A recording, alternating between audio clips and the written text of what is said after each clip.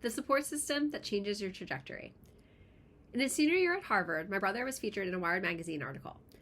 A stranger read the article and asked to meet for a bagel and discuss the business.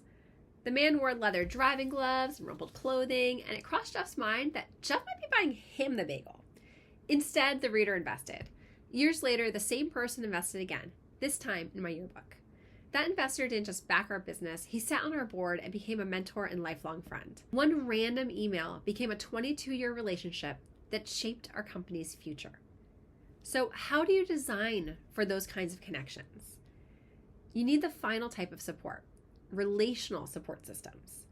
Emotional support helps you endure. Operational support helps you execute. Relational support changes your trajectory by expanding who you know.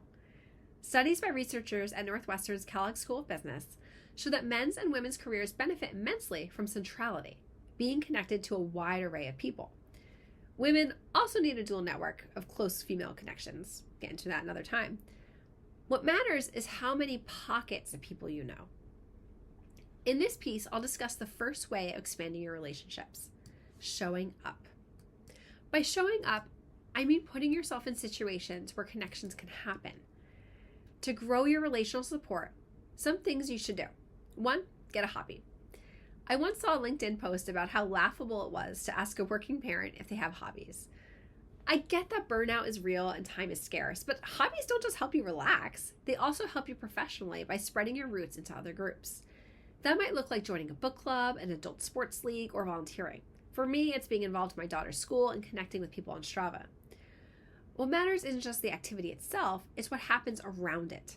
Hobbies give you shared reference points, which makes it easier to find common ground and build stronger bonds. By opting out of cultural moments and shared interests, you unintentionally shut yourself off from others. This isn't about being transactional. It's not, I heard humans like this thing, so I will like it to get ahead. Culture and the arts nourish your well-being, mental health, and longevity. They also give you something meaningful to open up about. In Dr. Pawelski's session at the Art of Wellbeing Summit, he asked us to share a piece of art that had shaped us with the person next to us. After just 2 minutes, we felt more connected. I recently followed Terrence Smith's solo World's Toughest Row across the Atlantic. I started watching her journey on day 27, a particularly bad day. And in it, she said she listened to Harry Potter audiobook while rowing. Harry Potter is also my comfort story as well, so I immediately felt camaraderie and followed her. Having hobbies is one of the most reliable ways to grow your circle of people because they give you something authentic to share. 2, grow your professional associations. One of my favorite parts of being a keynote speaker is the abundance mindset I've seen in speaker communities like Heroic, the Ambitious Speaker Collective, and what I've heard about Impact 11, may it rest in peace, and the Speaker Lab. In some ways, we're competitors. We're all trying to land speaking engagements, and yet people freely share leads, lessons, and encouragement. Robert Lawless, who is on a quest to meet 10,000 friends, I'm 7,270, was incredibly open about his speaking journey. Melanie Curtis, who keynoted the New Jersey Conference for Women, was equally generous and welcoming. There is real power in cheering each other on. It's inspiring to connect with people who are navigating the same phases of business you are. Professional groups, ERGs, and organizations like the Bucks County Business Women's Association don't just offer networking.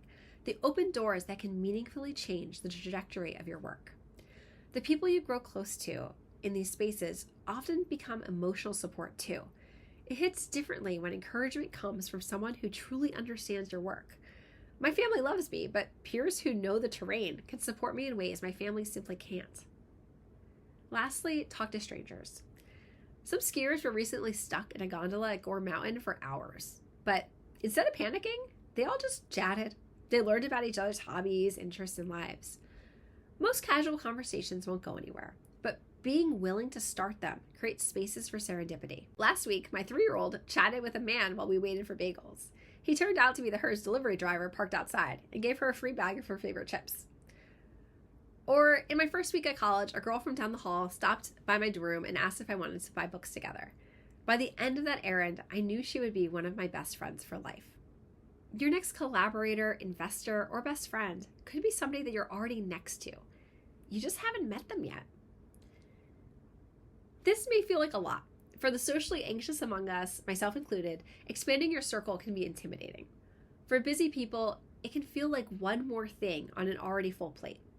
But next week, I'll share tools and systems you can use to build relational support, even if you hate putting yourself out there. Thanks.